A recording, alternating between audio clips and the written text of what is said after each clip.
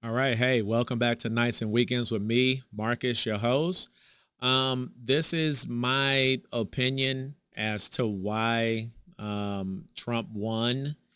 And am I happy that Trump won? Yes, I am. I'm very happy.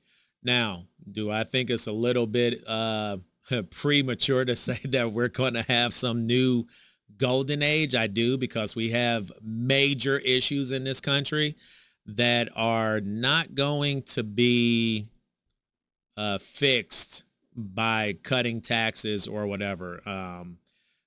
We have a demographic shift, people getting older, people living longer that are costing the system put in a long time ago, um, that is underfunded. We also have it to where folks aren't having any kids. People aren't getting married. So this golden age that Trump is trying to sell us on, I'm sorry, I'm going to have to see it to believe it. But um, something I had wanted to throw in, future Ad and Marcus, throw in clip one of how badly Vice President Harris performed compared to Biden in 2020. Overperforming Joe Biden in 2020. So we could show you that as well. We just bring that out here. Harris overperforming in 2020. Holy smokes. There you go. So let this go away and see if there's anything on the east side there. Literally nothing? Literally nothing. Literally not one county? By 3% or more. So as we can see there, she did not overperform by more than 3% compared to what Biden did in 2020 in no county in the entire country. Okay. So if anything, I think that says one of two things. Either this was a terrible candidate, which she was. Her ideas, let me take this off. No, man, whoa, hair is getting kind of long. Let me put back on I need to put on there, make haircuts great again. Her ideas were terrible. Two, she was just too far left. She wasn't some moderate. She wasn't some centrist. She was somebody who thought that it was okay to do the whole trans surgeries on your taxpayer dime. Future Marcus, throw in that clip. He murdered a father of three, sentenced to life in prison. Kamala Harris pushed to use tax dollars to pay for his sex change. I made sure that they changed the policy so that every transgender inmate would have access. It sounds insane because it is insane. Kamala was the first to help pay for a prisoner's sex change. The power that I had, I used it in a way that was about pushing for the movement, frankly, and the agenda. Kamala's agenda is they, them, not you. I'm Donald J. Trump, and I approve this message. So we had that there. Okay. But I had wanted to kind of focus on this here. The New York Times, you can call them left wing, which they are, but they have a lot of money over there from all the folks who have subs and stuff like that. And they came out with a brilliant map. And I have to put this map right here. So this is how much the country went to my side compared to 2020. Okay. You see all of that red from Ohio, Tennessee, Florida, Texas, New Mexico, Arizona, parts of California. We're going to get in on that in a little bit because I have a video here that I'm going to react to from TYT. Now, I give it to Anna. She's a little bit more reasonable than Jank. Jank is somebody, his opinion on most things, you can just throw it straight into the trash can because this man, just a FYI, he ran for office. He lost in California. And his thing is, let's go even more to the left. Okay.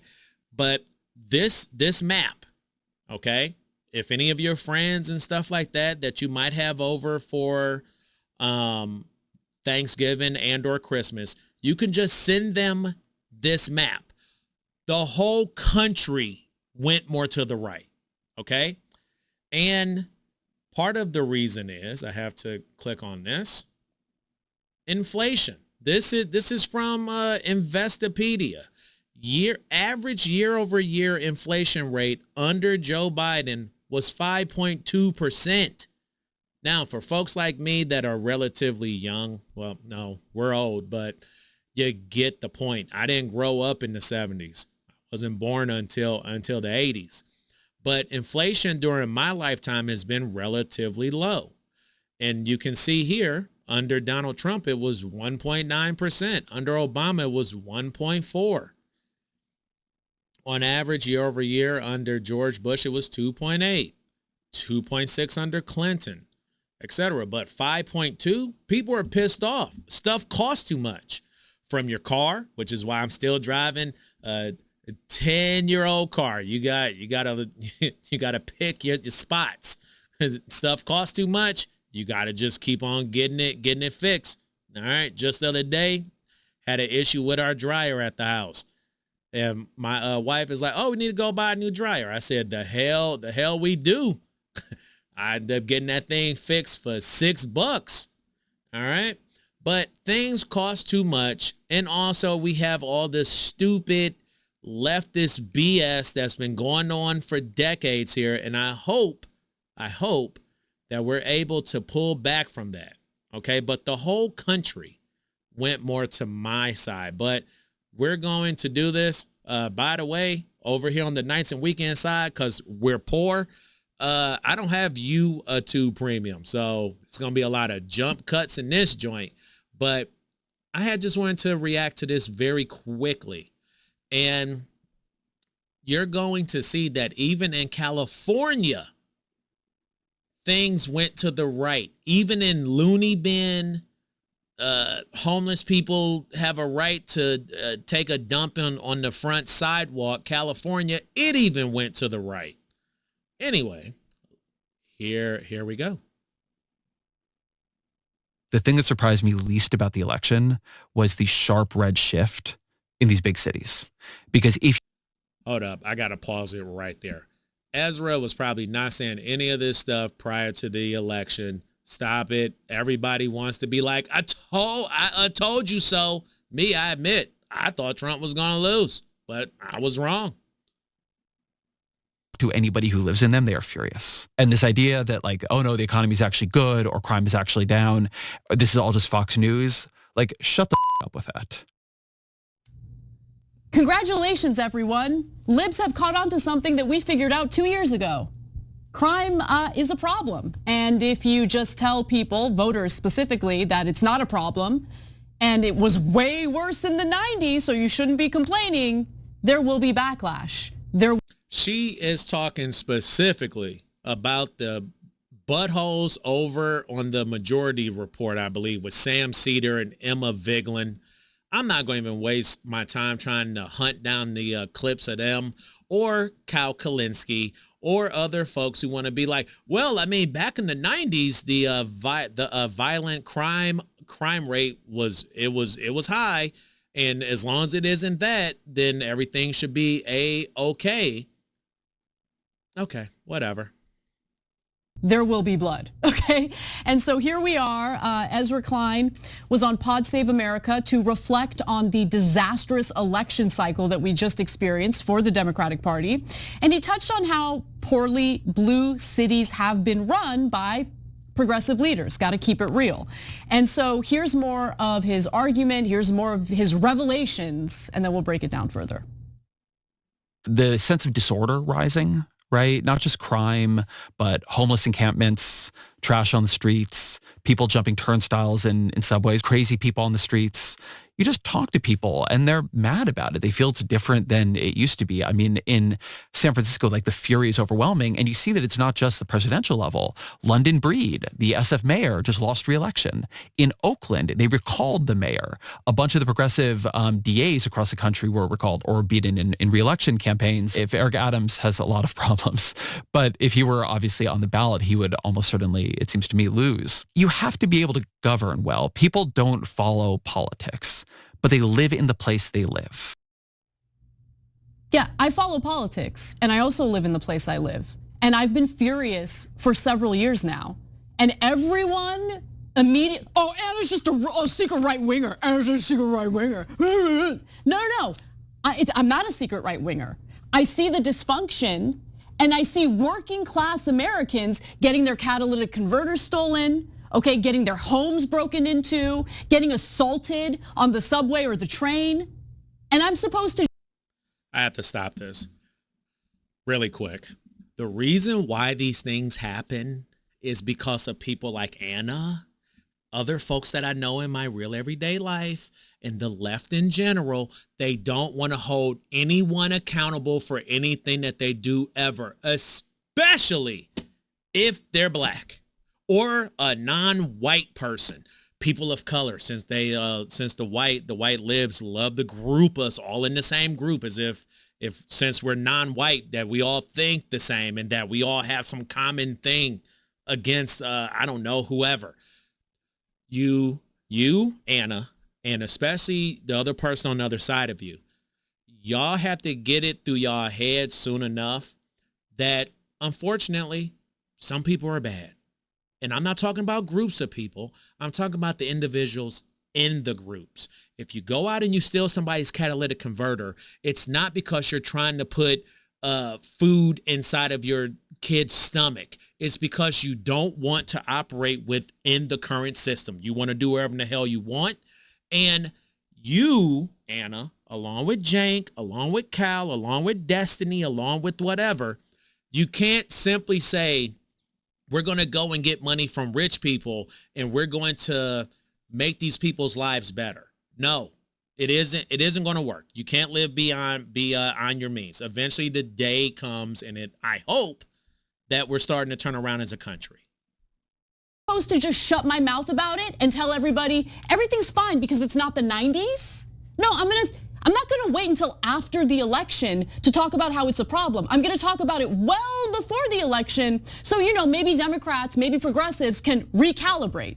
But that's the thing about the left. They don't believe in recalibrating, okay? They think they know it all. They think they're the best. They think that anyone who crosses them or tweaks them or critiques them is the bad guy. And congratulations, in the state of California, Donald Trump flipped 10 blue counties into red counties. Let's take a look at the map. This is the electoral map.